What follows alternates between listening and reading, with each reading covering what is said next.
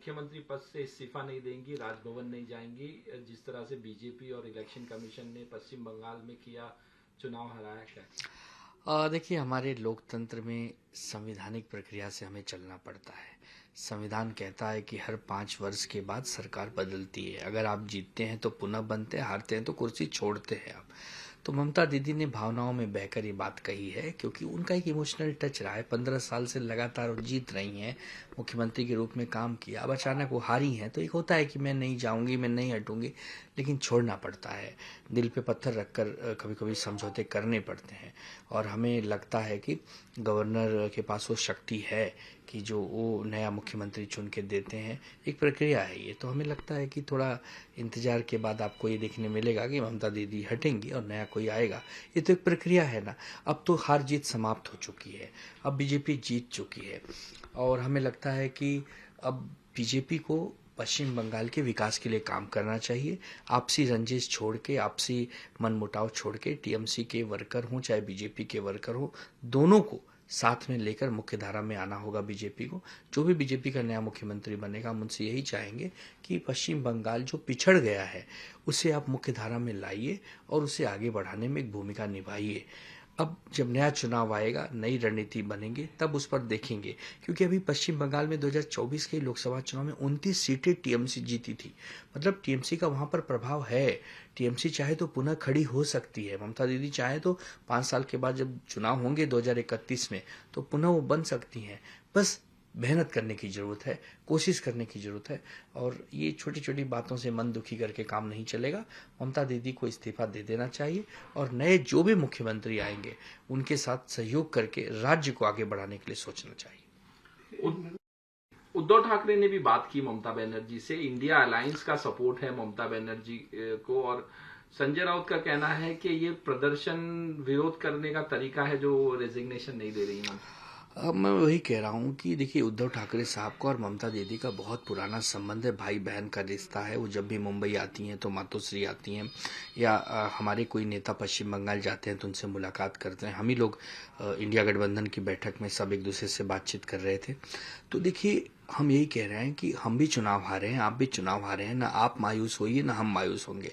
रही बात संजय राउत जी की, तो संजय राउत जी कह रहे हैं कि विरोध प्रदर्शन करने के लिए अपना गुस्सा दिखाया जाता है, भावनात्मक ढंग से जनता को अपील किया जाता है कि देखिए मुझे जबरदस्ती षड्यंत्र के साथ हटाया जा रहा है। लेकिन ठीक है, उस गुस्से को भी एक बार पीना पड़ता है। महादेव ने तो विष को पी लिया था, हमें तो बस ये गुस्से को पीना है। तो हमें लगता है कि आने वाले समय में सब कुछ ठीक हो जाएगा, और आज नहीं कल नए मुख्यमंत्री जब भी वहां बनेंगे बीजेपी के, हम उनसे यही चाहेंगे कि राज्य को भेदभाव के चश्मे से मत देखना। आप टीएमसी के वर्कर हो चाहे बीजेपी के वर्कर हो, सभी का काम करिए, क्योंकि आप राज्य के जनता के सीएम हैं, आप किसी पार्टी के सीएम नहीं है। तो यही उम्मीद हम उनसे करेंगे। इलेक्शन कमीशन ने जो जिस तरह से हिंसा हो रही है चुनाव के नतीजों और देखिए, पश्चिम बंगाल में हर बार चुनाव के बाद हिंसा होती है, चाहे टीएमसी जीते चाहे बीजेपी जीते। इस हिंसा को रोकना चाहिए। अब अगर वहां बदलाव हुआ है लोकतंत्र को लेकर, पार्टियों को लेकर, तो अब इस हिंसा को भी लेकर बदलाव होना चाहिए।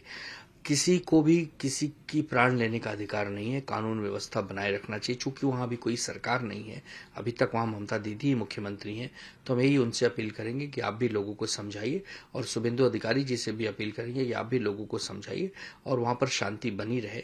क्योंकि पश्चिम बंगाल का एक अपना बहुत पुराना इतिहास है, देश की आज़ादी की लड़ाई में बहुत बड़ी भूमिका है, बहुत बड़े बड़े महापुरुष वहां जन्म ले चुके हैं।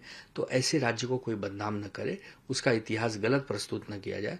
तो हम यही चाहेंगे कि वहां की हिंसा रोकना चाहिए, और चुनाव आयोग हो और चाहे केंद्रीय बल हो, और जरूरत पड़ी तो केंद्र के जो गृह मंत्री हैं उनको भी वहां पर मॉनिटरिंग करके नियंत्रण कर लेना चाहिए। क्योंकि पश्चिम बंगाल को अब एक नई सरकार अगर मिली है तो सरकार धरातल पर दिखनी चाहिए। टीवीके का कहना है कांग्रेस से समर्थन मांग रही है टीवीके। देखिए, टीवी के विजय थलपति जी की पार्टी है, अभी पहली बार चुनाव जीती है, उनके पास कुछ संख्या बल कम है, तो वो किसी से भी मांग सकते हैं।